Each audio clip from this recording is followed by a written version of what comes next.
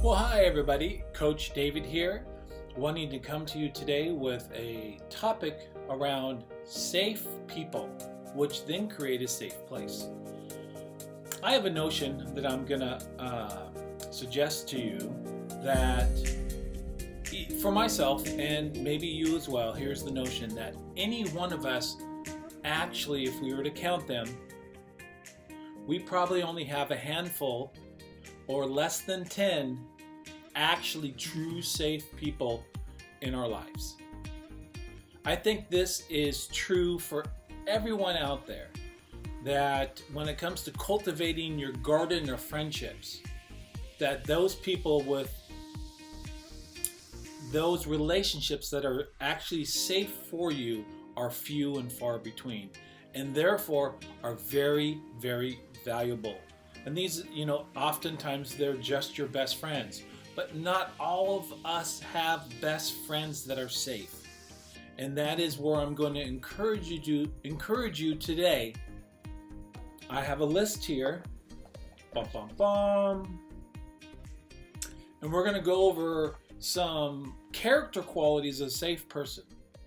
So stay tuned. I'll be right back, and we'll get into this lesson of how we can identify safe people. Well, hi, I'm David. Thank you for joining me here. I'm your faith facilitator. And what's most important to relationships and faith is the concept of safe people. How is that possible? Or how is a safe person critical to faith? If we feel disconnected or separate from God or others, we then are lacking in and have negative detracting emotions from that experience or belief within. But when we are connecting, and as it's even more difficult to connect now over Zoom or over the phone or being in quarantine, it's very important for us to realize how beautiful, grateful, amazing it is to have safe people in our life. So I've created a list here that we're going to go over that will help you identify in what's called cultivating safe relationships. So let's get started. Number one thing that is safe, you're going to identify a safe person by their ability to listen. That they actually listen to you. Not only do they listen to you, but they more than likely will interrupt infrequently. They'll interrupt infrequently, number two. And if they do interrupt, they're going to interrupt to ask deeper questions and to take your conversation deeper for a greater understanding, for you to understand yourself greater, or for them to understand you even greater. Another part of why they would interrupt is they want to take a moment to acknowledge you and to offer to you a validation of your hard work, your valiant efforts in life or in circumstances. And then they bring you back and put you back on track to your conversation. That is item number two, and it's very key. Number one, they listen to you. Number two, they interrupt infrequently. And number two A is when they do interrupt, they interrupt to get greater clarity, or B, to validate you. Wow, doesn't that feel good when we're allowed those two things? Item number three, that these safe people, this actually should have been number one, but I have it as number three, and it's that these people are 100% confidential. They keep your conversation with them confidential, even from their spouses or significant others, or from their best friends, work colleagues. If you have a friend whom you feel is safe, or talk to them as if they are a safe person, yet you hear at the water cooler at work what you have shared, number one, red flag and a red flag that should allow you to cancel them out of your safe friendship circle instantly. Please have that boundary.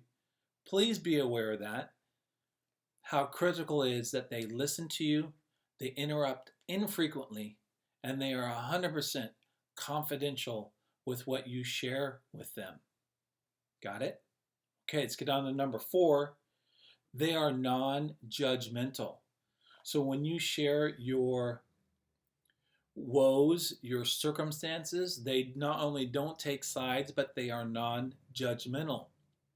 They don't bring to you in faith, they don't bring to you scriptures that tell you you need to be a certain way. These safe people rather ask you, how do you want to be? How do you want to create a resolution for yourself? Because it brings into the next thing, which is it's actually number 6, but I'm going to stay on track. So they're not judgmental. Number 5, these safe people have been known to admit their own admit their own faults, B, their own weaknesses, and they've also been known to ask for forgiveness. You've seen them ask of forgiveness in relationships they have with others and in their relationship with you. This helps you identify a safe person. That's a subtlety, but when it happens, boy, do you know you have a good person there. Number 6, final point for today in cultivating safe relationships. Number 6, they trust you to rise up to be the best version of yourself. So when they listen to you, when they interrupt infrequently, they're 100% confidential, they're non-judgmental, they have been known to admit their own faults and weaknesses and relate with what you're going through. They also trust you to rise up to your best version of yourself. They don't have to give you a sermon or tell you what to do. They can ask you what it is you want to do.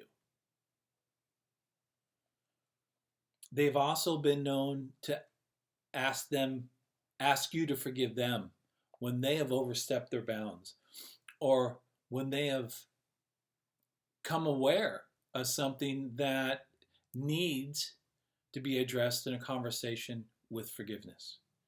This is a major sign of a safe person and one that you can cultivate, spend time with, and to honor that relationship. The last thing is they trust you to be real and natural. They don't need any phoniness, pretense. You're okay to say the F word. You're okay to express your emotions and your feelings with them, and they can handle that. You're okay to be real and natural without pretense. Well, that's my admonishment and my teaching for today. I hope that's helped someone out there during this time. Please share and comment on this video as you find it to be helpful for you. Maybe someone else will find it helpful as you share it as well. And I'd like to bring up a friend of mine, Jeannie Cerrone, who is helping ladies who are going through divorce. She is an amazing, safe person. And she has these character qualities that I spoke of. And I've seen her through her blog. And her blog, you can find her blog at divorceinthedesert.wordpress.com. So it's https://divorceinthedesert.wordpress.com. Seek her out for those of you who are going through divorce, who have been through a difficult divorce, and need a safe person. That's Coach David for today. I wish you the highest of blessings and love. Take care.